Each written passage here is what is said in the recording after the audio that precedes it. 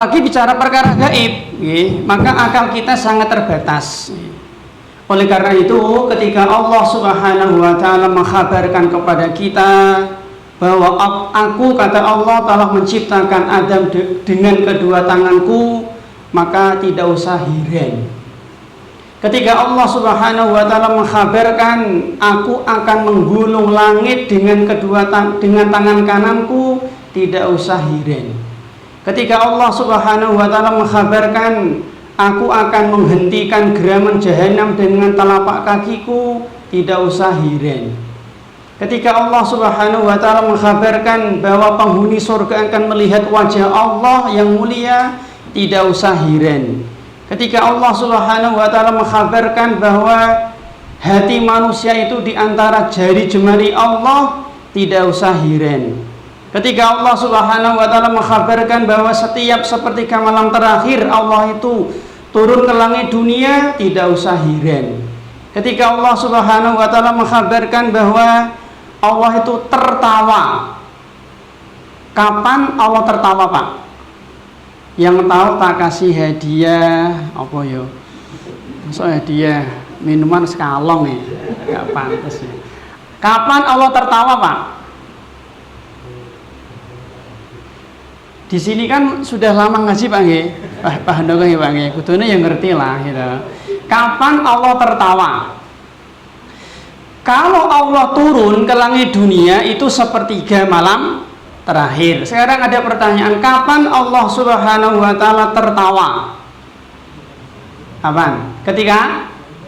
Ketika ada dua manusia yang dua-duanya saling bunuh-bunuhan, lalu dua-duanya masuk surga, maka di detik itulah Allah tertawa.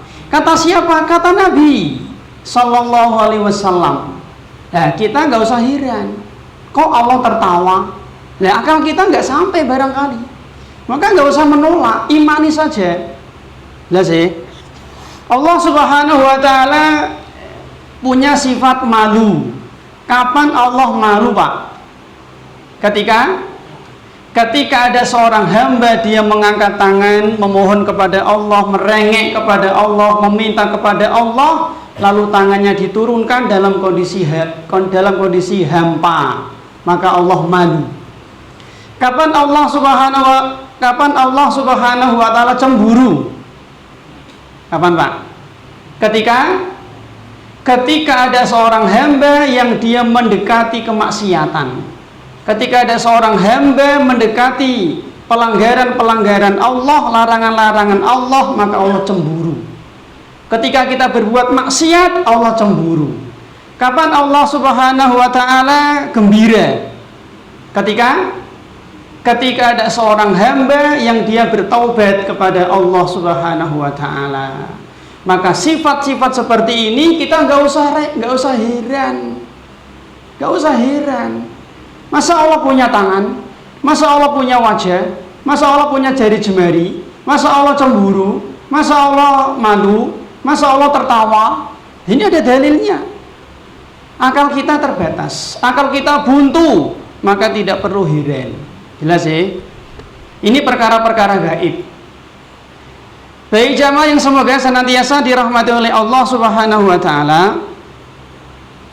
Bahkan ilmu yang terbesar adalah ilmu yang dia membahas tentang zat yang maha besar, yaitu Allah Subhanahu wa Ta'ala. Ilmu tentang wudu, ilmu besar, tetapi ilmu tentang Allah lebih besar. Ilmu yang membahas tentang sholat, ilmu yang agung, tetapi ilmu yang membahas tentang Allah jauh lebih agung. Ilmu yang membahas tentang haji, tentang umrah, tentang tayamum, tentang puasa, tentang zakat, ilmu yang sangat agung, ilmu yang sangat mulia. Tetapi ilmu yang membahas tentang Allah jauh lebih mulia, lebih tinggi, lebih besar, lebih agung daripada itu semua. Kenapa? Karena Allah Subhanahu wa Ta'ala zat yang maha mulia, zat yang maha agung. Hari ini sebagian manusia aneh, Sebagian manusia terkadang dia melakukan sesuatu yang kurang pas. Sebagian manusia mereka paham tentang ilmu tajwid, paham tentang ilmu qiraah, bahkan dia hafal Al-Quran, paham tentang ilmu nahwu sharaf, paham tentang ilmu balaghah. Tetapi ketika dia ditanya Allah di mana, nggak tahu dia. Sayang sekali. Dia paham ilmu tajwid, paham ilmu makhraj, tapi ketika ditanya dengan apa Allah menciptakan Nabi Adam, dia nggak tahu. Kapan Allah turun, dia nggak tahu. Kapan Allah cemburu, dia nggak tahu.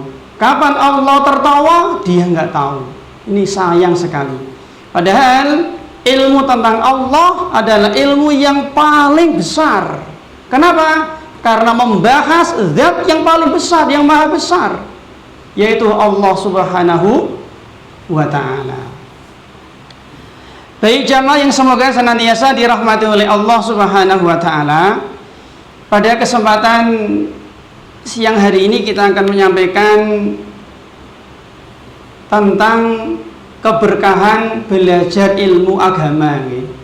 Mungkin secara spesifik kita akan menyampaikan sifat-sifat ilmu agama agar kita terdorong semangat untuk mempelajari ilmu agama.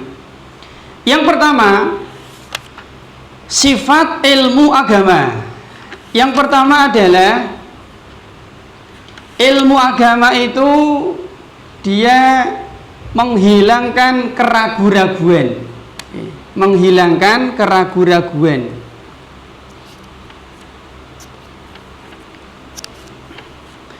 Al-ilmu yuzilu as-subuhat. Yang pertama, ilmu agama itu dia menghilangkan yang pertama adalah menghilangkan keraguan-raguan. Yuzilu syak, menghilangkan keraguan-raguan. Al-ilmu yuzilu as-syak. Ilmu agama yang pertama dia menghilangkan keraguan-raguan. Asy-Syaikh As-Sa'di, guru Syekh Utsaimin, dalam kitab Al-Qawaid Al-Fiqhiyah, beliau mengatakan, "I'lam hudita anna afdhalal minan ilmun yuzilu syakka angka wad-daron." Kata beliau, ketahuilah, semoga kamu mendapatkan hidayah, semoga kamu diberi hidayah, sebaik-baiknya anugerah, sebaik-baiknya nikmat karunia adalah ilmu. Kata beliau, yuzilu syakka. Bagaimana sifat ilmu?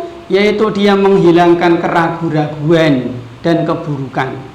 Ini salah satu keberkahan ilmu, Bapak.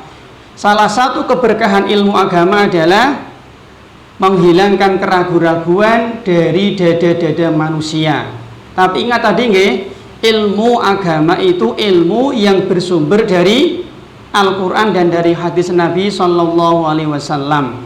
Ilmu yang dia mendatangkan keyakinan, ilmu yang membuat kita semakin kokoh, semakin tentram, semakin nyaman dalam berakidah dan dalam beramal, dalam beragama dan dalam mengamalkan agama. Ilmu yang membuat kita semakin tentram, semakin kokoh, semakin kuat, semakin yakin di dalam berideologi, di dalam berkeyakinan, di dalam berakidah, dan di dalam bagaimana cara mengamalkan agama. Contoh, misalkan ada sebagian orang yang mereka itu ragu dengan haramnya rokok, misalnya ragu dengan haramnya siwak Fir'aun alias rokok, gitu. Karena mereka punya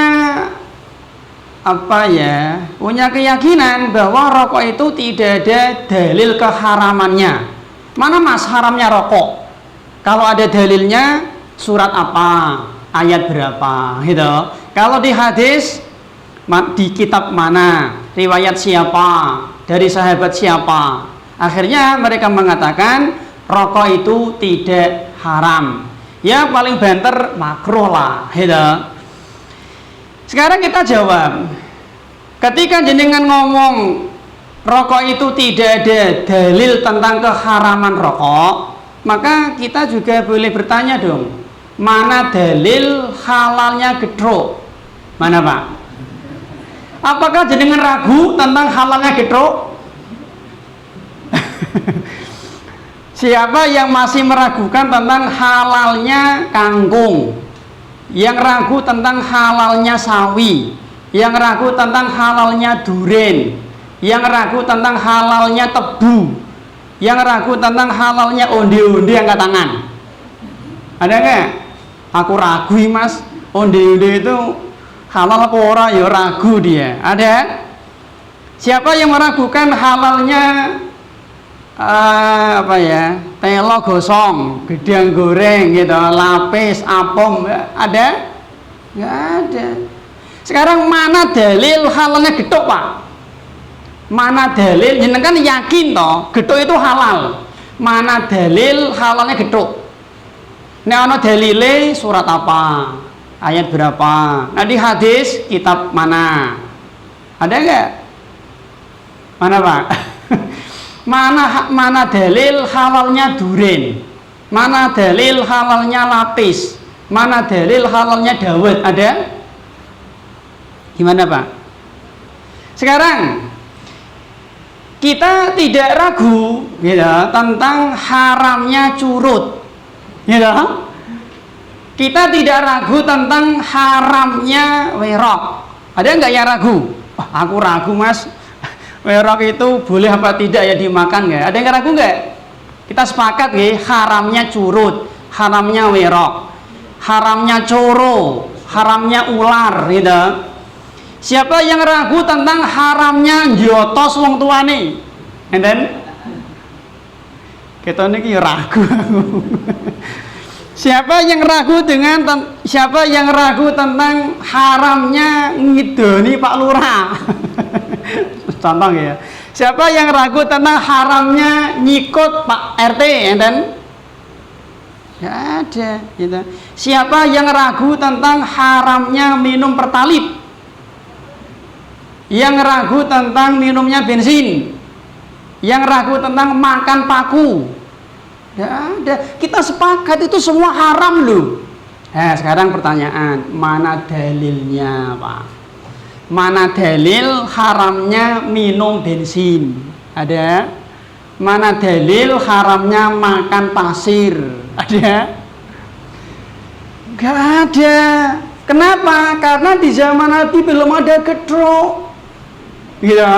Di zaman Nabi belum ada bensin, di zaman Nabi belum ada paku, di zaman Nabi belum ada unde-unde, di zaman Nabi belum ada apa mungkin, gitu, beling, nggak ada. Tapi kita yakin, seyakin-yakinnya gedok itu halal mas, rambutan itu halal, duren itu halal, kangkung itu halal, tebu itu halal, makan aspal itu haram. Gitu. Tahu dari mana? Dari kaidah. Sama ketika kita mengharapkan rokok, bukan pakai dalil Al-Quran atau hadis yang sahih, yang sorry, nggak ada memang. Kenapa? Karena di zaman Nabi dereng wonten rokok. Nabi tidak kenal rokok, kan memang belum ada, karena memang belum ada rokok. Jelas sih? Nah kita itu mengharamkan rokok itu pakai kaidah sebagaimana tadi halalnya geduk, haramnya makan beling, haramnya makan aspal, itu pakai kaidah. Nah jawabannya Pak. Nah orang yang dia punya ilmu agama, dia tidak ragu dengan haramnya rokok. Kalau kita mau ambil beberapa dalil dari beberapa ayat atau dari hadis Pak, di sini saya membawakan 10 dalil tentang haramnya rokok. 10 loh Pak, kenapa kurang kata? Yang pertama, ada satu kaidah, darul mafasid muqaddamun ala jalbil masalih. Menolak, membuang, menghilangkan keburukan, kejelekan itu lebih didahulukan daripada mengambil maslahat, daripada mengambil manfaat. Mungkin ada orang yang ngomong rokok itu ada manfaatnya, memang Di antaranya misalkan bisa mengurangi pengangguran, gitu. Ini jelas ya. Contoh yang lain, menambah devisa negara misalkan. Bisa menampung sekian ribu tenaga kerja misalkan. Dengan adanya pabrik rokok mungkin ekonomi masyarakat meningkat misalkan. Ini beberapa manfaat-manfaat yang terkadang mereka sampaikan. Ada kaidah darul mafasid muqaddamun ala jalbil masalih. Menolak bahaya, menolak madorot, menghilangkan keburukan itu lebih diutamakan daripada mengambil maslahat. Kita juga tidak ragu tentang bahaya, keburukan, kejelekan, kejahatan rokok. Tadi memang rokok ada manfaatnya Pak, tapi ingat kejahatannya, keburukannya, kejelekannya lebih besar. Maka dengan kaidah ini harusnya rokok itu tidak perlu ada. Tadi karena darul mafasid muqaddamun, menolak bahaya, menolak keburukan lebih diutamakan daripada mengambil maslahat.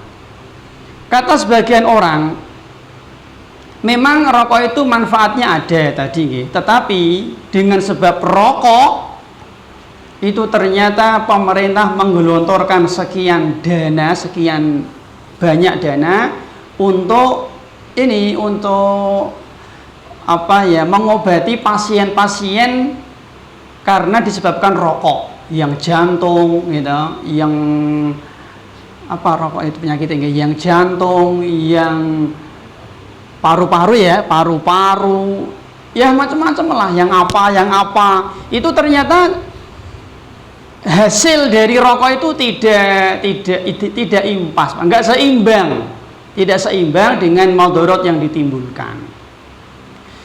Kemudian ada kaidah juga ad-dararu yuzalu, keburukan itu kudune dihilangkan.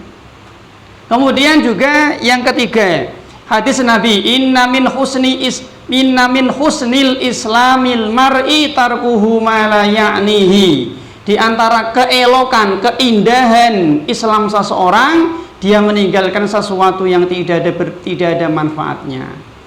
Mungkin kalau kita lihat secara pribadi, ini secara global, makro, mungkin tadi rokok ada manfaatnya tadi untuk mengurangi pengangguran, devisa negara dan yang lain. Tapi kalau dilihat secara pribadi Pak, itu madorotnya lebih gede.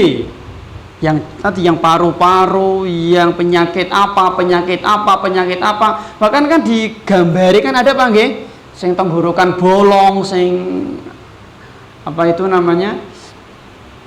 yang janin ya, yang hipertensi, yang macam-macam. Ini bukan perbuatan seorang muslim. Seorang muslim itu dia berusaha meninggalkan perkara-perkara yang membahayakan bagi dirinya.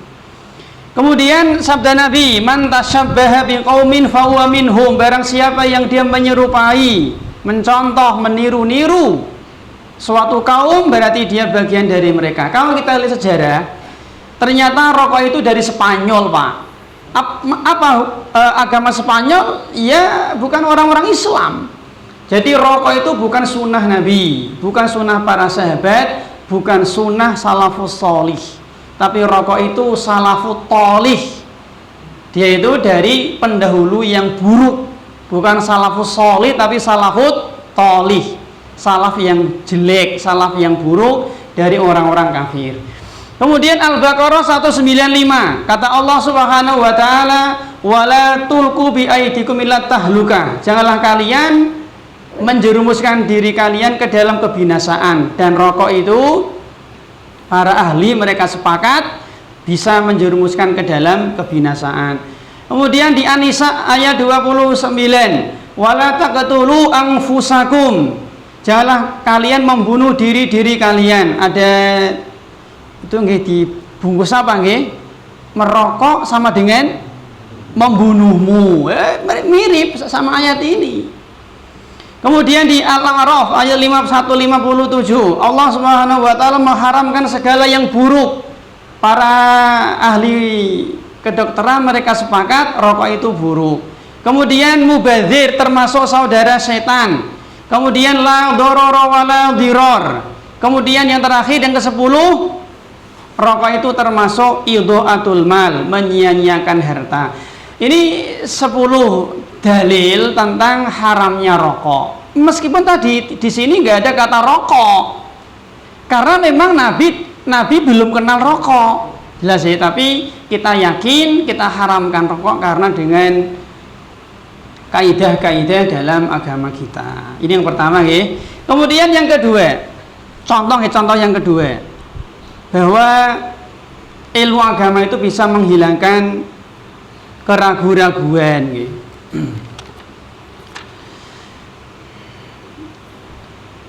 Seperti misalkan memakai jimat. Sebagian orang itu ragu tentang penggunaan jimat. Jimat itu boleh apa enggak sih? Si A sakit, dia pergi ke dokter, sembuh misalkan. Si B sakit, dia pergi ke dia pakai jimat, ternyata sembuh misalkan. Apa bedanya mas? Pergi ke dokter sembuh, pakai jimat juga sembuh misalkan. Sama-sama bisa menyembuhkan. Nah, sebagian orang mereka ragu dengan haramnya jimat. Padahal kata mereka dokter sebab, jimat juga sebab, sama-sama sebab loh. Kenapa ini boleh, kenapa ini haram, kenapa ini halal, kenapa ini haram? Maka jawabannya, orang yang punya ilmu agama dia tidak ragu dengan haramnya jimat. Ada satu kaidah yang sering disampaikan oleh para ulama, yaitu ja'lus syai'i sababan walaysa bisababin minas syirkil ashor. Menjadikan sesuatu sebab padahal dia bukan sebab termasuk syirik kecil. Ini kaidah Pak nggih. Menjadikan sesuatu yang bukan sebab jadi sebab itu termasuk syirik kecil. Sekarang pertanyaan, ada orang yang dia sakit panas, misalkan dia sakit panas, kemudian dia pergi ke dokter, dikasih minum obat, lalu sembuh. Apakah ini boleh? Boleh betul Pak? Kenapa boleh? Karena dia mengambil sebab yang diizinkan, sebab kauni, dan itu kan ada hubungan sebab akibat. Oh, kalau dia sakit panas, maka dia minum obat tertentu. Ini hukumnya boleh karena bisa dipelajari ilmiah, ada sebab akibat. Sekarang ada orang yang dia sakit, kemudian agar dia sembuh, misalkan dia minum rendaman akiknya Mbah Yai misalnya. Mbah Yai punya akik, dicopot, taruh di air, suruh minum. Nyatanya mari Pak, misalnya gitu. Apakah ini boleh? Boleh badan? Jawabannya tidak boleh. Kenapa? Karena ini bukan sebab yang diizinkan. Ini bukan sebab syar'i, juga bukan sebab kauni. Apa hubungannya antara akik sama sembuh? Secara logika tidak bisa dicerna, nggak bisa dipelajari, nggak bisa dicek secara ilmiah, secara dalil nggak ada. Maka cara seperti ini tidak boleh. Ini nanti masuknya ke syirik kecil tadi, karena menjadikan sesuatu yang bukan sebab menjadi sebab. Baik jamaah yang semoga senantiasa dirahmati oleh Allah Subhanahu wa taala. Contoh yang ketiga bahwa ilmu agama bisa menghilangkan keraguan-raguan. Ada seorang suami, misalkan si A sama si B, suami istri menikah. Si A suami, si B istri menikah. Setelah sepekan menikah resmi, ada buku nikah, dihadiri pihak KUA, rame, ada walimah dan seterusnya. Setelah sepekan menikah, suaminya ini dia pergi merantau, misalkan merantau ke Qatar, ke negara yang kaya, Qatar Pak. Ternyata setelah dia merantau sampai 20 tahun, misalkan dia menikah tahun 2020, 2000 ya, tahun 2000 menikah misalkan. Lalu setelah dia merantau itu nggak ada kontak Pak, nggak ada kabar, ngirim berita nggak ada, ngirim duit apa meneh, jelas sih, ngirim berita nggak ada, ngirim kabar nggak ada, apalagi ngirim duit, hilang kontak Pak. Tiba-tiba tahun 2023 dia balik, dia pulang. Berarti sudah sekitar pinten niku? 23 tahun ya. Sekitar 23 tahun suami istri ini hilang kontak, nggak pernah ketemu, nggak pernah telepon, nggak pernah WA, nggak pernah SMS, nggak pernah saling ngirim surat dan seterusnya. Setelah 2023 dia pulang kampung Pak. Istrinya ragu. Ya masih ingat ini suaminya, tapi dia ragu apakah dia ini masih suamiku yang sah atau tidak. Gimana Pak jawabnya Pak? Dia ragu apakah ini masih suamiku yang sah atau tidak. Padahal selama sekitar 23 tahun mereka tidak saling komunikasi. Hilang kontak 100%, gelap segelap-gelapnya. Misalkan tiba-tiba balik, kaget dia ini Pak. Pripun Pak? Istrinya ini ragu apakah masih suaminya yang sah atau tidak. Maka orang yang punya ilmu agama insya Allah dia tidak ragu. Maka jawabannya mereka masih suami istri yang sah. Kenapa? Karena dalam Islam tidak ada cerai otomatis. Jelas sih? Selama suaminya tidak pernah menjatuhkan talak atau cerai, maka mereka masih suami istri yang sah. Karena tidak ada cerai otomatis.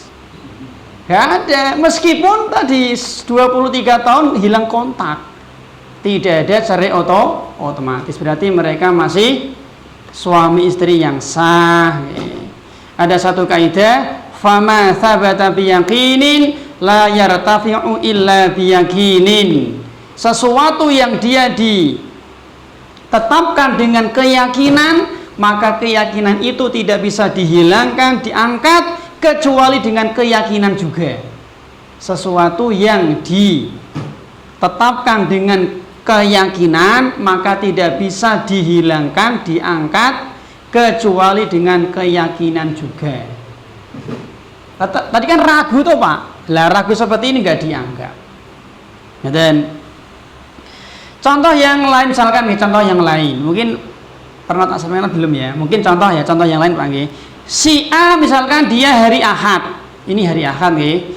Jam 9 pagi dia mandi. BAB, BAK mandi, lalu dia wudhu. Setelah itu dia sholat duha 8 rakaat. Setelah selesai sholat duha aktivitas ringan, mbah maca buku, mbah sarapan, asa-asa ringan lagi, ngomong anak, matun aktivitas ringan. Setengah 12 terdengar adzan duhur. Jelas sih? Setelah itu dia mau sholat duhur. Dia ragu. Ragunya itu apakah saya sudah batal? Jelas sih? Apakah saya sudah batal? Pertanyaan Pak, orang seperti ini itu ketika mau sholat duhur apakah harus wudhu dulu? Dia ragu apakah saya sudah batal? Berarti yakinnya yang mana Pak? Yakinnya yang mana? Ragunya yang mana? Apakah saya sudah batal? Itu dia ragu, dia bilang apakah saya sudah batal? Mana yakin, mana ragu Pak? Maka jawabannya dia itu yakinnya sudah wudhu, ragunya apakah sudah batal. Jelas sih? Berarti dia yakin tadi aku wudhu tadi. Dia yakin sudah wudhu. Jadi wudhunya yakin, ragunya adalah apakah sudah batal. Maka ragu seperti ini tidak dianggap. Berarti dia sholat tidak perlu wudhu. Sekarang si B hari Ahad sama, jam 9 mandi ke belakang dan seterusnya, lalu dia wudhu, lalu dia sholat duha. Selesai sholat duha, 8 rakaat aktivitas macam-macam. Jam setengah 11 dia BAB. Jelas sih? Setengah 11 dia BAB. Setelah dia BAB, dia melanjutkan aktivitas. Entah baca buku, entah goreng-goreng, entah rese-rese, entah nyapu, entah nyetrika, macam-macam. Setengah 12 terdengar suara adzan duhur. Dia pengen sholat duhur. Dia ragu. Apa ragunya? Apakah saya sudah wudhu? Nek tadi kan apakah saya sudah batal? Yang ini apakah saya sudah wudhu? Jelas ya? Sekarang pertanyaan, mana yakin, mana ragu, Pak? Yakinnya dia belum wudhu. Ragunya apa? Apakah dia sudah wudhu? Apakah dia batal atau belum? Yang tadi yang pertama kan apakah saya sudah batal? Kalau ini apakah saya sudah wudhu? Berarti yakinnya dia belum wudhu. Jelas ya? Maka orang seperti ini harus wudhu. Maka dengan ragu seperti ini, dengan ilmu agama yang kita miliki, kita bisa menentukan. Jadi inilah diantara keberkahan ilmu agama, Pak. Makanya nun sewu, para ulama itu mereka tidak ragu-ragu untuk mengatakan ini syirik, ini bid'ah, ini haram, ini halal, ini baik, ini hak, ini batil. Dengan ilmu tentunya, bukan gabrul, enggak, dengan ilmu. Lah sih, bukan gabrul. Maka ulama tidak ragu-ragu bahwa ngalap berkah dengan kuburan itu kesyirikan. Enggak ragu-ragu. Ngeten. Bahwa tahdilan itu bid'ah, enggak ragu-ragu. Lah orang yang ilmunya enggak kokoh ya ragu. Masuk tahlilan jelek, masuk tahlilan buruk. Yang dibaca yo ayat Al-Qur'an lu, Al-Fatihah lu, ayat kursi lu, Al-Baqarah lu. Nah, kecuali yang diwaca kitab Injil. Nah, gitu. Yang diwaca kan kalimat tasbih, tahmid, tahlil, takbir. Salahnya di mana sih? Gitu.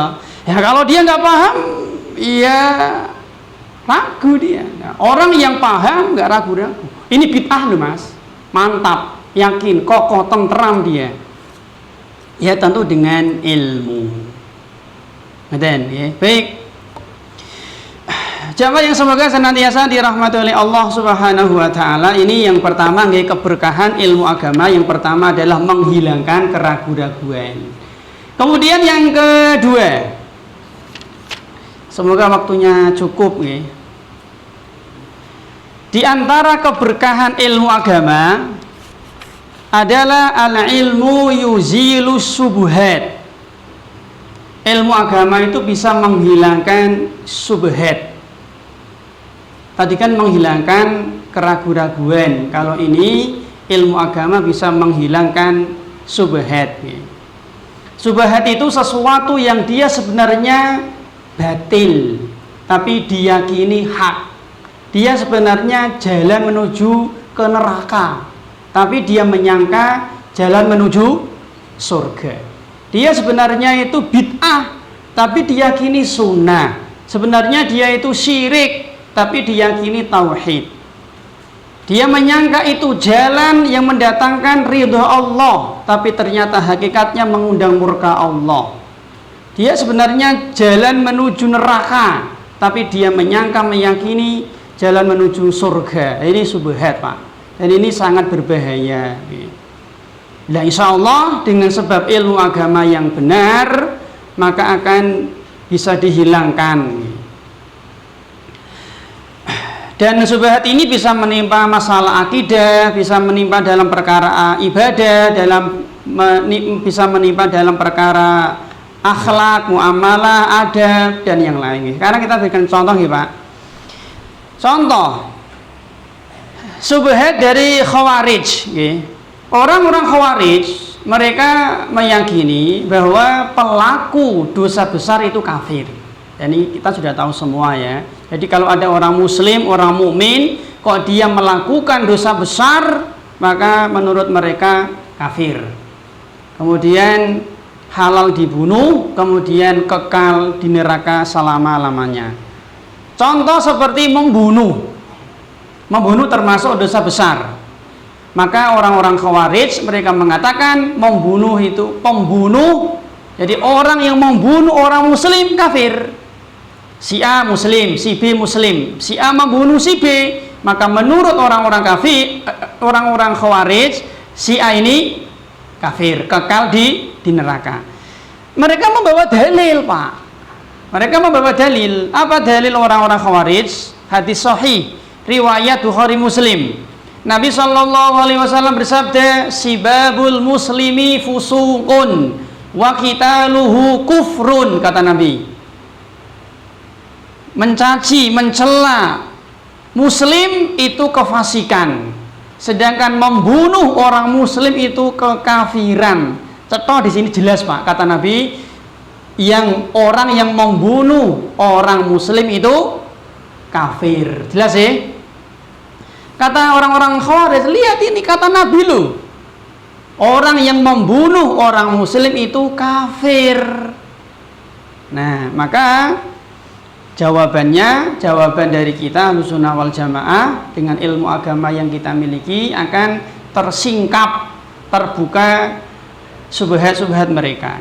Yang pertama adalah di surat Al-Hujurat ayat 9. Ini untuk membantah mereka. Allah Subhanahu wa taala berfirman, "Wa in ta'ifatani minal mu'minina qatatalu fa aslihu bainahuma." Al-Hujurat ayat 9. Kata Allah Subhanahu wa taala, jika ada dua kelompok mukmin yang saling bunuh-bunuhan. Kelompok A muslim, kelompok B muslim, saling bunuh-bunuhan, saling paten-patenan, saling perang, saling bertempur. Di sini kata Allah, fa aslihu bainahuma, maka damaikanlah mereka keduanya. Di sini Allah Subhanahu wa taala menyebut, menamai dua kelompok muslim yang sedang berperang, bertempur, bunuh-bunuhan dengan mukmin. Wa in ta'ifatani minal mu'minin, Pak. Mereka paten-patenan, mereka saling bunuh-bunuhan, tapi kata Allah masih mukmin. Jelas ya? Masih mukmin, bukan kafir. Allah nyebut mereka dengan mukmin. Dan buktinya sejarah ada. Mana contoh? Contohnya adalah perang Jamal. Perang antara sinten? Ali dengan Aisyah. Ali menantu Nabi, Aisyah istri Nabi, paten-patenan, Pak. Ya tenan iki gitu. Perang Jamal. Korbannya sekitar 3.000 nyawa. Ora sithik lho, Pak. 3.000 lho nyawa kok. Gitu. 3.000 nggo tuku gorengan ya untuk telu iki nyawa lho, gitu. Di antara yang meninggal adalah sahabat Tolhah bin Ubaidillah dan Zubair bin Awam, dua sahabat yang dijamin masuk surga, mati dalam perang, wafat, meninggal dalam perang Jamal. Apakah ada ulama yang mengkafirkan Ali? Apakah ada ulama yang mengkafirkan Aisyah? Kewanen toh, gitu. Tidak ada. Mereka para sahabat yang mulia. Ali mulia, Aisyah mulia.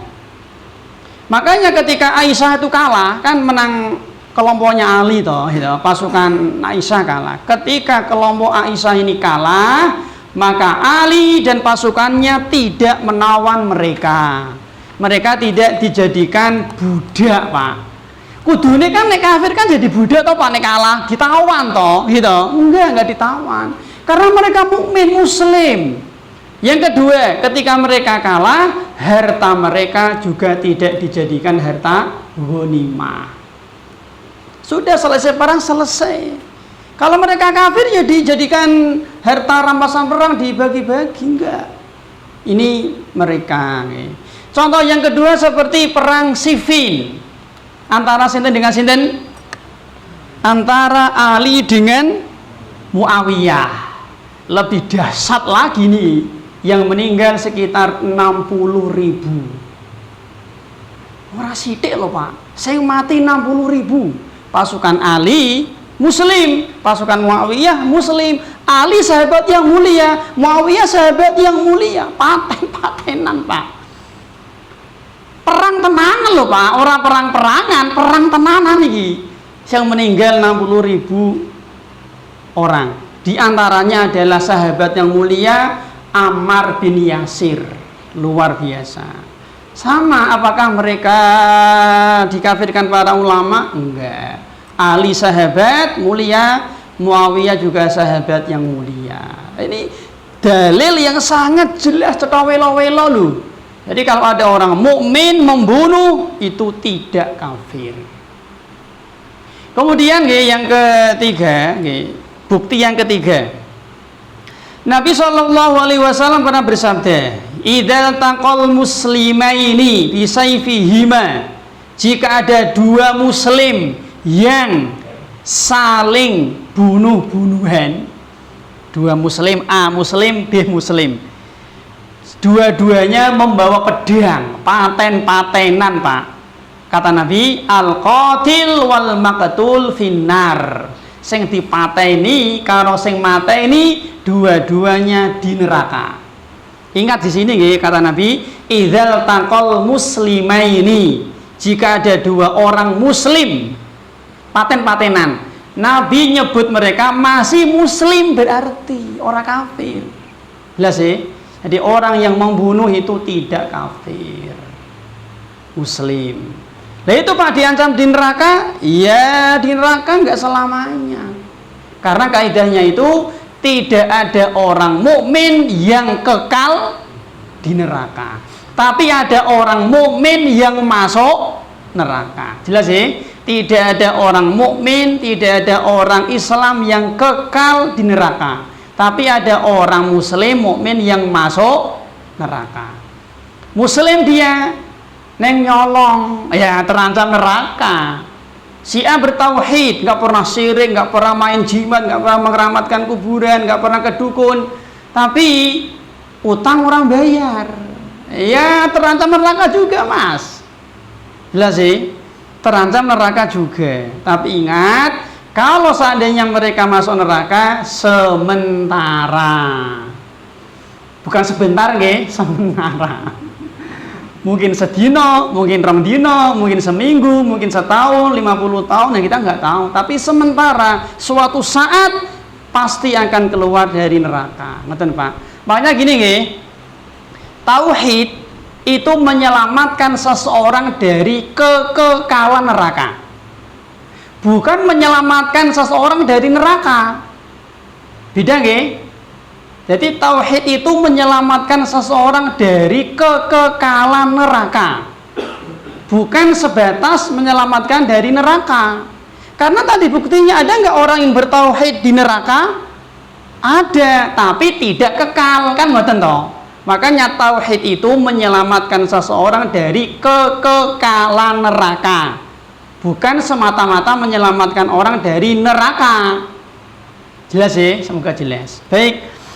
Kemudian Allah Subhanahu wa taala juga berfirman, tapi di sini saya nggak nulis ayatnya nggih. Kata Allah, niki ayat niki, faman ufiya lahu min akhihi. Allah Subhanahu wa taala itu menyebut orang yang membunuh itu dengan saudaranya. Saudaranya keluarga pembunuh atau saudaranya yang dibunuh. Contoh nggih, si A muslim, si B muslim. Si A ini mata ini si B, si A mata ini si B. Maka di ayat ini Allah nyebut si A ini saudaranya si B Pak.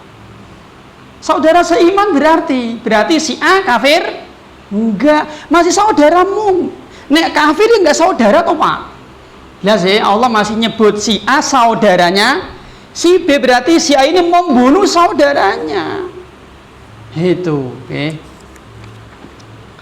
Yang terakhir, kasus Hajjaj bin Yusuf. Nah, jangan tahulah ya, dia seorang pemimpin yang super jahat, pemimpin yang bengis, kejam. yang membantai ribuan kaum muslimin, sekitar 120.000 pateni Pak. Di antaranya adalah sinten? Abdullah bin Zubair. Sinten niku? Cucunya Abu Bakar. Digantung, disalib di Ka'bah. Masyaallah nggih. Termasuk juga ulama tabi'in Sa'id bin Zubair. Apakah ulama mengkafirkan Hajjaj bin Yusuf? Memang ada memang, tapi sedikit. Mayoritas para ulama tidak mengkafirkan Hajjaj bin Yusuf, padahal dia membantai ribuan kaum muslimin. Betul Pak. Ya, makanya ternyata ulang-ulang, ada orang yang dia membunuh 1 juta orang. Apakah dia kafir? Enggak. Ada orang yang dia setiap hari minum khamr congyang selama 50 tahun, dari usia 15 tahun sampai usia berapa tahun, mabuk bendino, sak gentong gitu. Apakah kafir? Enggak. Si B muslim dari usia 15 tahun sampai usia 60 tahun zina bendino, ribuan kali zina, kafir? Enggak, tidak. Ini subhat dari orang-orang Khawarij. Kemudian yang kedua, contoh tadi membunuh, sekarang berzina. Orang-orang kafir, orang-orang Khawarij, mereka juga meyakini bahwa orang yang berzina itu kafir. Kata mereka menggunakan dalil, Pak. Mereka pakai dalil juga, tapi salah paham, nggih. Makanya gini Pak, sering tak ulang-ulang Pak.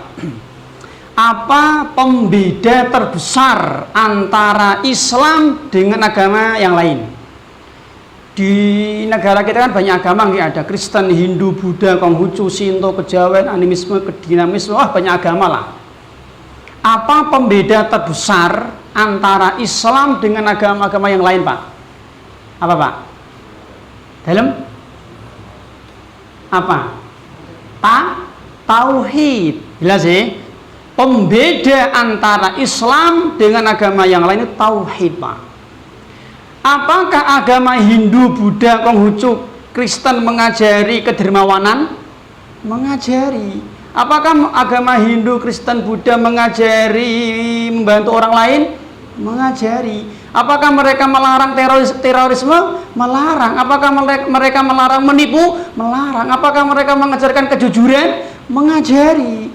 Tapi mereka tidak memiliki tauhid. Jelas sih? Yang kedua, apa pembeda terbesar antara ahlu sunnah dengan ahlu bid'ah? Khawarij, Jahmiyah, Qadariyah, Jabariyah, Murji'ah, Asy'ariyah, Maturidiyah, Kullabiyah, banyak sekali lah. Syiah, Ahmadiyah, banyak sekali. Apa pembeda terbesar antara ahlu sunnah dengan selain mereka? Apa Pak? Tadi kan pembeda Islam dengan orang-orang kafir, tauhid. Sekarang pembeda terbesar antara orang ahlu sunnah dengan ahlu bid'ah. Pembedanya adalah pemahaman salaf. Nah, orang-orang Khawarij, Murji'ah, Qadariyah, Jabariyah, Asy'ariyah, Maturidiyah, Kullabiyah, itu mereka tidak punya ini. Mereka membawa Al-Quran, mereka membawa hadis, tapi tidak punya pemahaman salaf, tidak punya pemahaman sahabat. Dan ini yang kita punya. Makanya ketika mereka membawa hadis, dalil, dipahami sendiri, dipahami guru-guru mereka sendiri, dipahami tokoh-tokoh mereka sendiri, ya tersesatlah. Nah, kita mengikuti ala fahmis sahabah, ala fahmis salafil ummah. Ini yang mereka nggak punya Pak. Orang-orang Khawarij mereka mengatakan bahwa pezina itu kafir. Mana dalil? Ada, kata mereka. Hadis Al-Bukhari, kata Nabi, la yazni zani hina yazni fa huwa mu'min. Tidaklah orang yang sedang berzina ketika dia berzina itu mukmin. Ini kata Nabi lu. Berarti kafir dong. Nah, sekarang kita lihat jawaban Ahlussunnah untuk menyingkap syubhat mereka. Yang pertama, kalau kita lihat praktek Nabi dan para sahabat, ketika di zaman Nabi Shallallahu Alaihi Wasallam ada wanita yang berzina, yaitu wanita Humidiyah berzina lalu dia dirajam sampai mati. Setelah mati maka jenazahnya disolati Nabi, Pak. Kira-kira kalau pelacur ini, pezina ini kafirah, apakah Nabi mensolati? Ya tentu tidak. Setelah dia berzina, lalu dirajam Nabi dan para sahabat, mati. Maka jenazahnya disolati Nabi, didoakan Nabi. Berarti dia mukminah, berarti dia muslimah, berarti dia tidak kafirah. Bahkan apa kata Nabi? Seandainya taubatnya wanita pelacur ini dibagikan kepada 70 penduduk Madinah, maka cukup. Luar biasa, Pak. Tahu lagi ya, kata Nabi, seandainya taubatnya pelacur ini dibagikan kepada 70 penduduk Madinah, maka mencukupi. Berarti taubatnya luar biasa. Taubat kan bertingkat-tingkat nggih. Ana taubat sing ya tobat sambel itu. Ana sing tobaté kualitas. Wanita ini luar biasa. Yang kedua, sahabat ini malah Ma'is bin Malik, sahabat niki, dia berzina. Setelah dia berzina, dia dirajam oleh Nabi, maka disolati juga. Berarti dia nggak kafir toh, Pak. Ma'is bin Malik, seorang sahabat niki, dia berzina. Setelah dia menjadi jenazah, jenazahnya disolati oleh para sahabat. Ini dalil yang sangat jelas bahwa orang yang berzina itu tidak kafir. Contoh yang ketiga ya Pak, misalkan ini sekarang kita ganti materi. Sebagian saudara-saudara kita, mereka punya keyakinan bahwa Nabi Khidir itu masih hidup. Nah, ini kan syubhat ya. Nabi Khidir itu masih hidup, mengajari guru-guru kami, memberi amalan-amalan guru-guru kami, mengajari zikir ini, wirid ini, amal itu kepada guru-guru kami. Guru-guru kami ya belajar dengan Nabi Khidir. Ini kan perkara gaib, Pak. Nah, mereka bicara perkara gaib pakai akal. Kan nggak ada dalil, maka pakai akal. Karena pakai akal, ya kita bantah pakai akal juga dong. Oke, kalau jenengan meyakini Nabi Khidir masih hidup, sekarang tak tanya Mas. Nabi Khidir itu kan setahu saya hidup di zaman Nabi Musa, tinggal di negara Mesir gitu. Kalau Nabi Khidir itu masih hidup dan jalan-jalan ke pesantren ustadzmu, kiaimu, gusmu, habibmu gitu, itu kira-kira Nabi Khidir ke sini itu naik apa? Dari Mesir? Naik Garuda, gitu, ataukah narik batik ya, lion, naik apa? Pertama, kedua dari Mesir ke Indonesia kan kudu ono paspore lu, gitu, kudu ono visa lu. Dan Nabi Khidir ke sini tuh pakai visa apa Mas kira-kira? Visa wisata, visa ziarah, visa kerja, visa belajar, ya. Ya kan pakai akal dia, Pak. Ya kita pakai akal juga dong. Karena bicara perkara gaib pakai akal, jadi kan nggak boleh, Pak. Ya sama ada orang sebagian mereka meyakini ketika ada acara maulid, Nabi itu hadir. Kan pakai akal, ini kan perkara gaib pakai akal. Ya kita pakai akal juga. Dan Nabi setiap ada maulid hadir. Malam ini ada 1000 maulid loh, Mas. Berarti Nabi yang menghadiri 1000 acara maulid. Terus berarti kuburannya kosong. Dan Nabi rene dari Madinah ke sini kira-kira naik opo yo, gitu. Dan Nabi ke sini pakai visa apa? Ya kan pakai akal, ya kita pakai akal juga toh, Pak. Maden, ini subhat namanya, Pak. Berbeda ketika ada informasi kabar gaib dengan wahyu, maka akal tidak boleh bermain, akal tidak boleh berbicara, harus sami'na wa ta'na. Contoh, Nabi SAW mengabarkan kepada kita bahwa Nabi Isa itu masih hidup di langit yang kedua. Kan perkara gaib, ini wahyu loh dari Nabi loh. maka tidak boleh akal bicara. Loh, berarti nek Nabi Khidir masih hidup di langit, terus mangane piye yo? Kan nek kono ono nasi padang, gitu. Kan sana nggak ada warung padang. Nah, ini pakai akal, wahyu dilawan pakai akal, boleh? Enggak boleh. Nabi Shallallahu Alaihi Wasallam mengabarkan para nabi, para rasul, mereka itu sholat di alam barzah, di kuburan. Ini berita gaib. Akal nggak boleh bicara. Loh, terus wudhu ini piye yo? Akal main dia. Allah menghabarkan kepada kita lewat lisan nabinya. Allah itu setiap sepertiga malam terakhir turun. Ini kan dalil wahyu, Pak. Nah, ada orang membantah. Loh, sepertiga malam terakhir kan yo ono terus toh, Mas. Sekarang ada nggak, Pak, sepertiga malam terakhir? Ya ada di mana ngoten gitu. Ya di Saudi ya isi pagi ya. Ya di belahan dunia mana kan terus muter panggil kan muter toh, Pak. Berarti nek ngono arus Allah kosong. Nah, ini akalnya main. Boleh? Nggak boleh. Ini wahyu loh. Kok dibantah pakai akal? Nggak boleh. Allah turun di setiap sepertiga malam terakhir. Padahal kan setiap saat ada sepertiga malam terakhir. Berarti Allah naik turun dong. Nah, ini akalnya main, Pak. Boleh nggak boleh? Lah sih. Lah kalau ada orang yang dia bicara perkara gaib pakai akal, ya boleh kita bantah pakai akal. Tapi kalau pakai dalil kita samina watona. Ini contoh ya, Bang.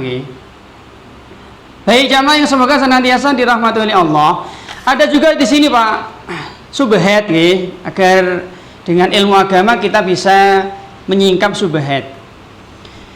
Kata Allah Subhanahu wa taala di dalam surat Al-Baqarah ayat 276, yamhaqullahu riba. Al-Baqarah 276. Allah berjanji akan menghancurkan, akan melenyapkan, akan merusak harta riba. Maden kata mereka. Nyatane loh, Mas. Nah, faktanya loh, tanggaku ini suami istri. Suaminya itu kepala cabang bank konven. Aku ngerti persis. 100% ini gaji ini mesti riba. Yang perempuan, aku juga tahu, kepala cabang BPR. Misalnya, aku ngerti persis Mas riba itu.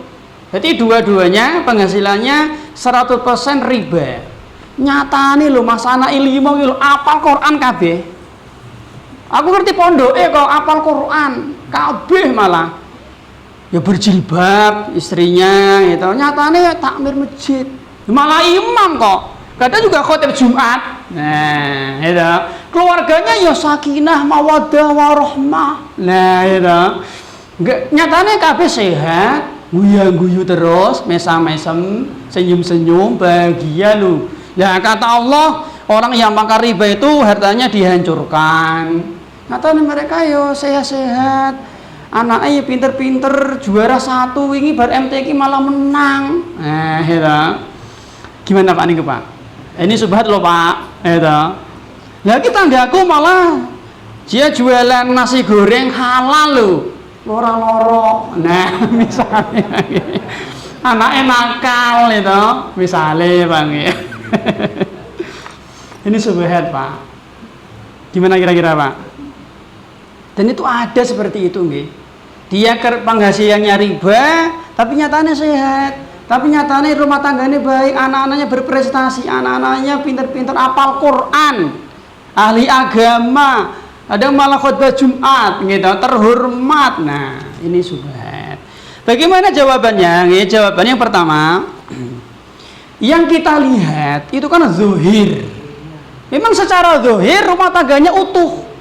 Secara zuhir anak-anaknya apal Al-Quran, berprestasi, sehat, gitu, nggak ada penyakit. Istrinya juga kelihatannya solihah, misalnya rajin sholat dan seterusnya.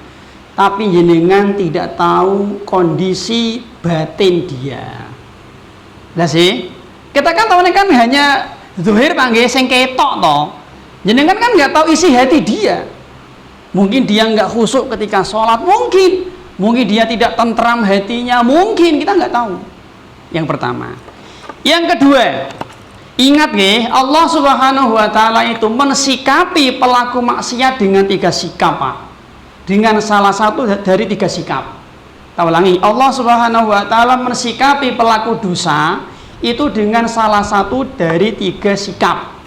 Yang pertama, si A dari usia muda dia berbuat maksiat bertahun-tahun. Maka di akhir usia dia, di penghujung usia dia, di hari tua dia, Allah Subhanahu wa taala memberi dia hidayah, memberi dia taufik, akhirnya dia sadar, bertaubat, beristighfar, mohon ampun kepada Allah, akhirnya Allah mengampuni dosa-dosanya, lalu dia mati masuk surga. Ini rahmat Allah. Yang kedua, si B dari usia muda dia bermaksiat terus. Maka di ujung usia dia, di hari tua dia, setelah dia pensiun, maka Allah Subhanahu wa taala memberikan ujian kepada dia. Diberikan dia cobaan hidup. Mungkin dia kecelakaan, mungkin rumahnya terbakar, mungkin hartanya ludes, mungkin dia ditipu, mungkin istrinya selingkuh, mungkin anaknya nakal-nakal, mungkin hartanya kebakaran, mungkin kebanjiran, kena gempa, mungkin dia keblangsak, jatuh miskin, mungkin dia bangkrut, mungkin dia kecelakaan, akhirnya sikile protol, diamputasi, bla bla bla bla, Pak. Jadi ujian itu menimpa dirinya, menimpa fisiknya, kemudian dia dicaci maki orang, menimpa batinnya, menimpa anaknya, menimpa hartanya, kehormatannya, istrinya, macam-macam. Tapi dia bersabar. Maka dengan sabarnya ini Allah mengampuni dosa-dosa dia masa lalu. Jelas sih? Akhirnya dia mati dalam kondisi baik, akhirnya masuk surga. Apa ini? Rahmat Allah juga. Yang ketiga, si C dari usia muda sampai usia tua dia maksiat tadi seperti riba, bertahun-tahun maksiat riba. Berarti setiap hari yang dimakan, yang untuk buka puasa, yang dia sedekah, dia beli properti, beli baju, beli apa, untuk menafkahi anaknya, istrinya, beli makanan, minuman, semuanya riba. Mulai dari rumahnya, kendaraannya, fasilitas, pokoknya 100% riba. Tapi Allah biarkan. Justru semakin dia berbuat maksiat riba, semakin naik karirnya, semakin sehat fisiknya, anaknya semakin sehat, anaknya kesana kemari juara, hafal Quran, terkenal, terhormat, manusia heran sama dia, rumah tangganya utuh, sehat, kentang, yang ganggas waras, goyang-guyu. Nah sih, akhirnya dia tidak sadar, di puncak-puncak maksiat Allah mengambil nyawanya dia. Berarti dia mati dalam kondisi membawa dosa riba. Akhirnya dia masuk neraka. Apa ini? Azab, Pak. Cara jenengan pilih mana, Pak? A, B, C. Pilih mana jenengan? Dia nggak sadar. Nyatanya aku sehat, Mas. Nah, ini namanya istidraj. Dia nggak paham. Di puncak-puncak dia berbuat maksiat, Allah mengambil nyawanya. Akhirnya dia belum sempat bertaubat, belum sempat bersih-bersih hartanya, akhirnya dia mati su'ul khotimah, tempatnya di neraka. Maka jangan heran ya ketika ada orang yang makan riba kok katanya ya apik, Pak. Nah, ini nyatanya kok sehat, nyatanya ya rumah tangganya utuh, nyatanya ya ini. Baik jamaah yang semoga senantiasa dirahmati oleh Allah Subhanahu wa taala nggih. Kemudian contoh yang lain nggih, misalkan contoh yang lain. Ada subhat di antara masyarakat kita yaitu tentang ngalap berkah dengan kuburan keramat. Nah, ini juga subhat nggih, ngalap berkah dengan kuburan keramat nggih. Tapi anu nggih enggak cukup nanti waktunya nggih, Pak.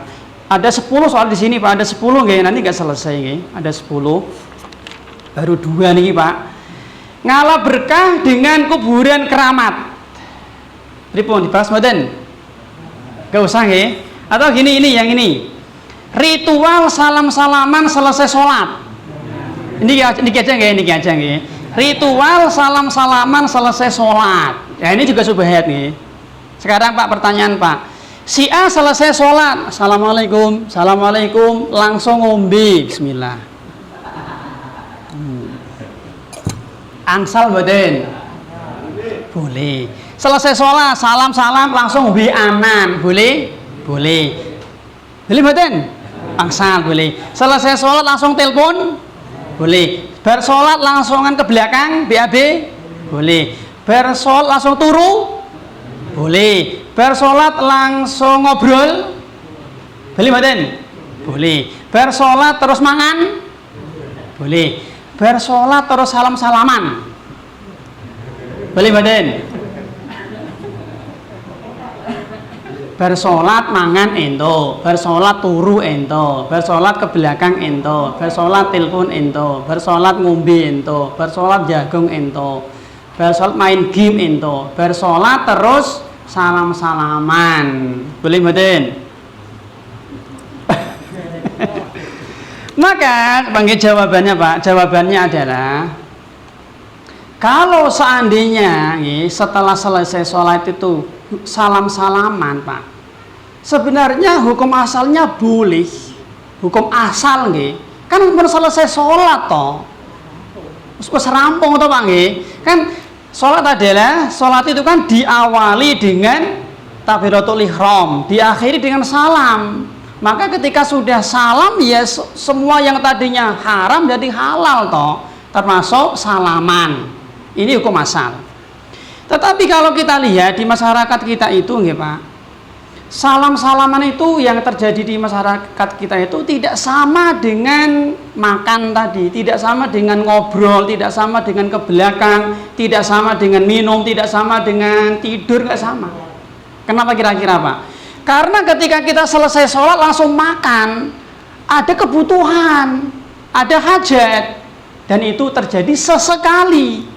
Ada orang selesai sholat langsung telepon. Apakah itu rutin?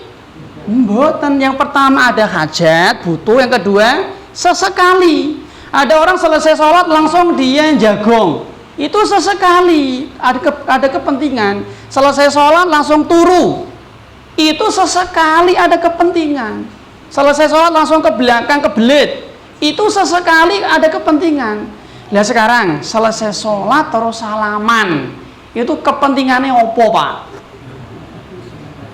Si A sama si B bertetangga, arep ke masjid, ketemu salaman, gitu. Sholat, komat, sholat bareng nih Pak. Bersolat jejer, salaman meneh, gitu. Zikir bareng, doa Pak Imam selesai ngadeg, Allah salaman meneh keliling, Allahumma salaman meneh ping 3 lho Pak. Iki salaman opo iki, gitu. Ngono duhur ketemune salaman, bareng sholat ketemune salaman, rutin loh Pak, generasi ganti generasi terus seperti itu. Ini yang menjadi terlarang. Ada satu kaidah nggih, idza takarrara takarrara, sesuatu yang dia diulang-ulang terus akan menjadi aturan, dan ini benar. Orang yang dia tidak salaman dicela malah, dan sebagian orang itu nek orang salaman ra puas Pak nggih. Dadi nek wis soal kok urung mesti dia golek pangan. Dadi nek salaman urung marem gitu. Mesti kudune salaman. Dadi nek urunge ora marem dene. Apalagi kalau dia meyakini salam-salaman itu berpahala, lebih afdol, lebih utama, dicintai Rasulullah. Ini bisa bid'ah jatuhnya. Karena meyakini sesuatu lebih afdol, lebih utama, ada pahalanya, harus pakai dalil. Mana dalil? Dan Nabi dan para sahabat mereka tidak pernah melakukan ritual salam-salaman, Pak. Terus gimana Pak solusinya? Nek sesekali insya Allah nggak apa-apa. Sesekali, apalagi ada kebutuhan. Oh ya Allah, jenengan lama nggak ketemu, qadarullah jejer. Nah, nggak apa-apa salaman. Sesekali. Jelas sih.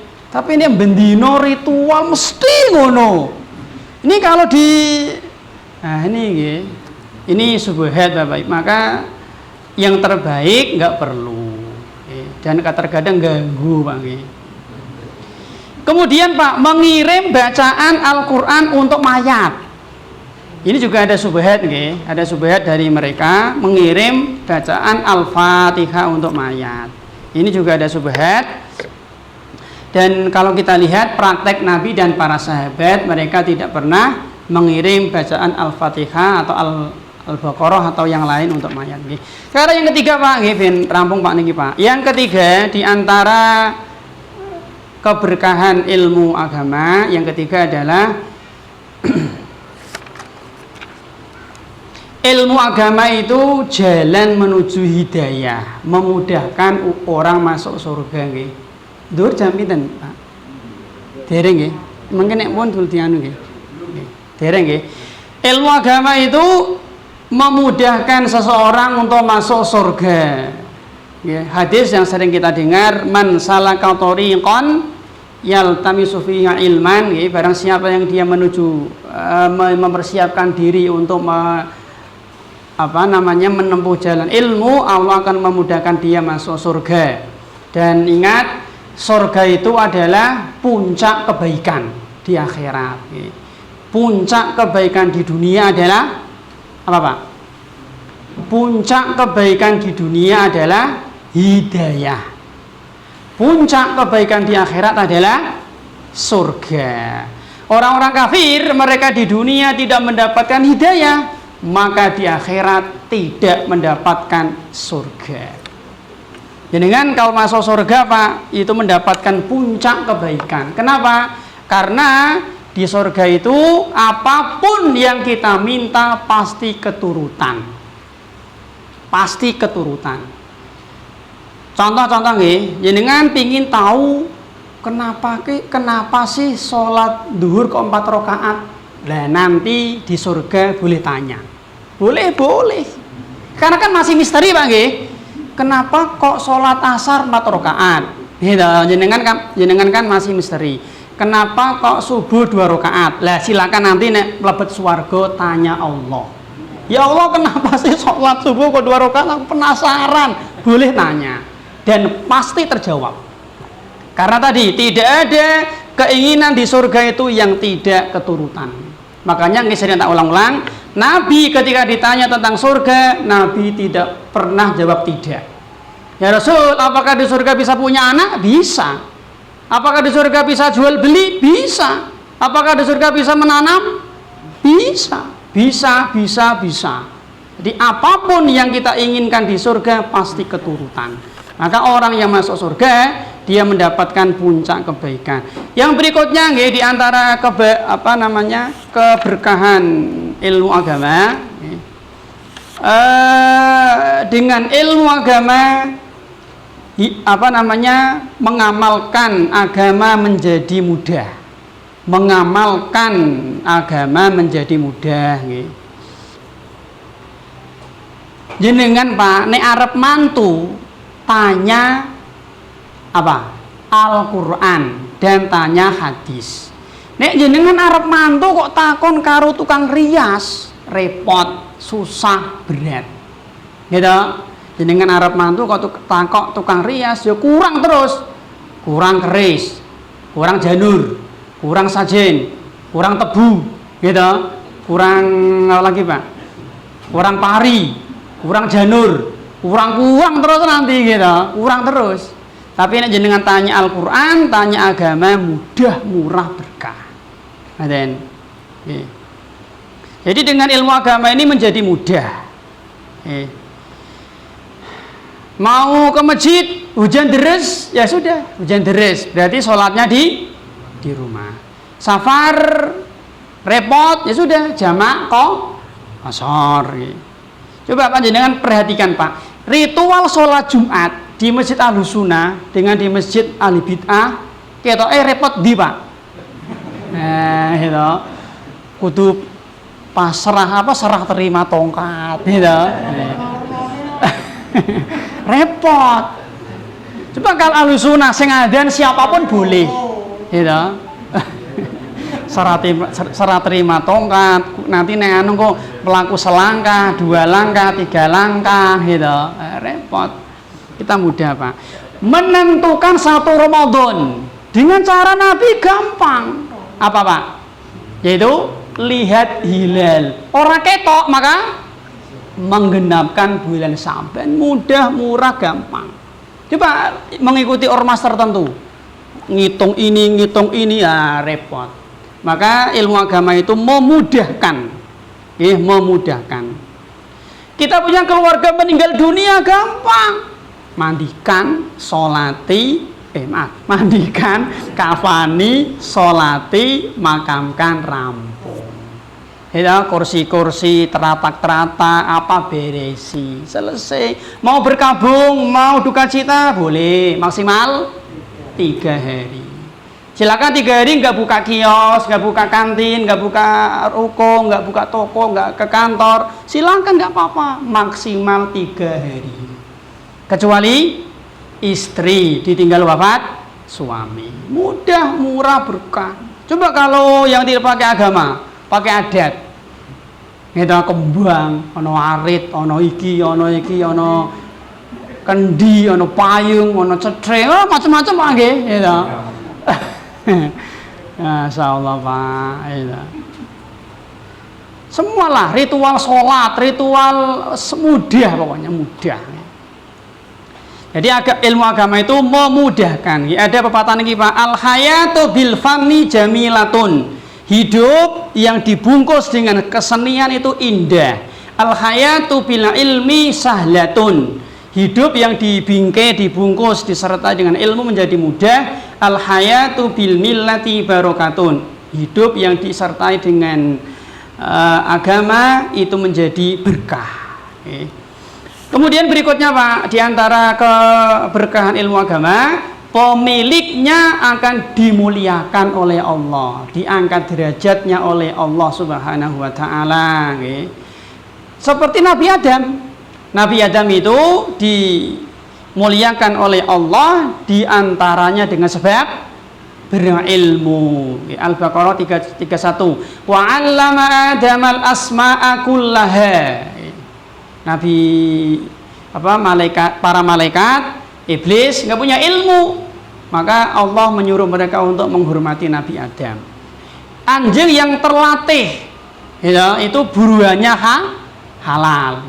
Tapi kalau anjing yang bahlul, anjing yang bodoh, maka hasil buruannya haram. Ini contoh nih. Burung hudhud bisa dilihat di An-Naml ayat 20 sampai 24. Burung hudhud ketika dia itu tidak mengikuti apel, apel siaga bersama Nabi Sulaiman, kan diancam itu.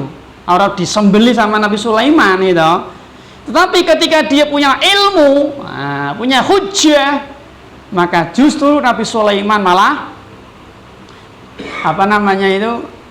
tidak menghukumnya, menghormatinya dan seterusnya. Punya ilmu Pak, punya ilmu.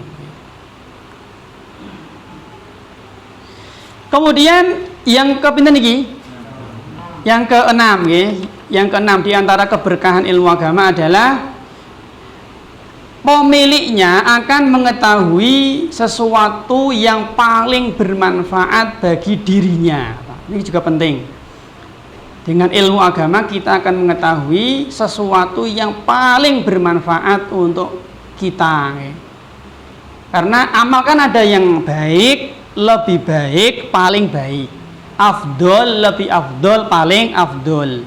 Ada amal yang dicintai Allah, lebih dicintai Allah, paling dicintai Allah. Ada yang utama, lebih utama, paling utama. Ada amal yang bermanfaat, lebih bermanfaat, paling bermanfaat. Lah dengan ilmu agama itu kita akan mengetahui mana amal yang paling utama, paling afdol, paling dicintai Allah, paling sesuai sunnah, paling. Ini nanti menyebabkan kita menjadi orang yang banyak mendapatkan pahala dari Allah Subhanahu wa Ta'ala. Contoh si A sholat sunnah qabliyah subuh.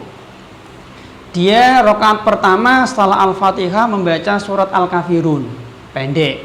Rakaat kedua membaca surat Al-Ikhlas, pendek. Si B sholat sunnah qabliyah subuh, rakaat pertama membaca surat An-Naba misalnya. Rakaat kedua membaca surat Al-Ghoshiyah misalkan. Kira-kira Pak, lebih utama mana Pak? Lebih afdal mana Pak? Atau B? Padahal A lebih pendek toh. Kenapa? Karena mengikuti sunnah. Macam ini. Si A masuk masjid, mau sholat Jumat. Sudah dikumandangkan azan. Khotib sudah naik mimbar. Ketika sampai masjid, dia langsung sholat sunnah tahiyatul masjid. Jelas sih. Si B sama, tadi bareng, mangkatnya bareng. Si B dia nunggu sampai selesai adzan selesai, baru nanti dia sholat sunnah 2 rakaat. Kira-kira lebih utama mana Pak, A atau B? Jelas sih, karena nanti kalau A selesai sholat, dia bisa langsung mendengarkan khutbah. Padahal mendengarkan khutbah itu hukumnya wajib. Ini dengan ilmu tentunya Pak. Dengan ilmu tentunya. Si A punya anak, misalnya kaya raya, sugih belegedu Pak. Tapi ketika dia akikoh anaknya, misalnya anaknya perempuan, dia cuman beli kambing 1, misalnya. Si B, anaknya lahir, perempuan juga sama, kaya raya sama, dia akikoh pakai onta. Misalnya Pak, kira-kira lebih afdal mana Pak? Ini onta loh Pak, gede loh, ganteng, gagah loh. Maka jawabannya lebih utama kenapa? Sesuai sunnah. Kan gak ada riwayat Nabi dan para sahabat akikah pakai onta, ya. Meskipun ini lebih murah loh, tapi sesuai sunnah. Apa ini? Ya pakai ilmu tentunya. Si A sama si B safar, misalnya Semarang Bandung. Si A ketika dia sholat duhur, asar, isya 4 rakaat dikosor 2. Si B nggak mau kan ya longgar waktunya banyak, tapi dia dipenuh tamam duhur 4, asar 4, isya 4. Lebih afdal mana Pak, A atau B? Lebih utama kosor ketika safar. Jelas Bang? Lebih ringan tapi lebih utama. Nah, ini contoh ya, contoh dengan ilmu kita bisa mengetahui mana amal yang baik, lebih baik dan paling baik. Berikutnya Pak, di antara sifat ilmu adalah ilmu agama itu diperoleh dengan cara belajar. Kata Nabi, innamal ilmu bitta'allum. Ilmu itu hanya bisa didapat dengan cara belajar. Meskipun dia anaknya Mbah Yai, mantune Pak Ustadz, istrinya Pak Kiai, kalau keset ya, karena gelem belajar ya tidak bisa. Imam Malik ketika mengajar Pak, anaknya itu mainan burung. Jadi Imam Malik ketika mengajar halaqah, mengajar majelis, anaknya itu mainan burung, orang melo sinau. Apa kata beliau? Berkomentar, alhamdulillahilladzi lam yaj'alil ilma mirathan. Segala puji bagi Allah yang tidak menjadikan ilmu itu bisa diwariskan seperti harta. Artinya apa? Meskipun dia anaknya imam, nek ora gelem sinau keset ya padha wae bodoh. Jelas ya? Ngaten Pak. Maka ilmu itu dicari dengan tenaga, waktu, pikiran, harta, dan yang lain. Yang berikutnya, ilmu agama itu kal bahri la sahilalahu. Ilmu agama itu tidak terbatas Pak. Jenengan dari usia 5-10 tahun lah, 10 tahun sampai usia 70 tahun, nggak makan, nggak minum, nggak BAB, nggak tidur, nggak ibadah, belajar ilmu agama. Orang tek. Nggak habis, jelas ya, nggak habis Pak, tidak habis. Sekali-kali Pak jenengan ke toko buku Pak, misalnya Toha Putra, di situ banyak kitab-kitab yang berjilid-jilid, jutaan regane Pak. Seperti Ibnu Aqil, dia punya kitab Al-Funun 400 jilid, bayangkan Pak. Nek sak jilid kok mati, sak jilid kok sak Al-Quran dijejer berapa meter nih Pak, 400 loh. Niku cara jenengan, niku cara jenengan kon maca dah gleyeng kok nggih, gleyeng lagi maca daftar isi ini lho ngene pun gleleng-gleleng to. 400 jilid lho Pak. Cara dijejer berapa niku nggih to? Satu judul Al-Funun. Banyak nggih para ulama seperti Az-Zahabi punya kitab tarikh sekitar 36 jilid. Kemudian Ibnu Hajar punya kitab Fathul Bari sekitar 36 jilid, banyak. Imam Ahmad punya jilid Musnad Ahmad sekitar 20 jilid, banyak para ulama. Ini baru beberapa contoh. Di ribuan kitab ulama yang kita belum tahu. Makanya tidak usah khawatir. Kok ngaji meneh sing dibahas apa enggak. Ilmu kita ini belum ada apa-apa. Kemudian berikutnya Pak, di antara sifat ilmu adalah belajar ilmu agama itu sampai wafat. Kata sebagian salaf nggih, minal mihbarah ilal maqbarah. Dari tinta menuju kuburan. Jadi mencari ilmu itu sampai mati, Bang nggih. Karena belajar kan ibadah sampai mati. Wa'bud rabbaka hatta ya'tiyakal yakin.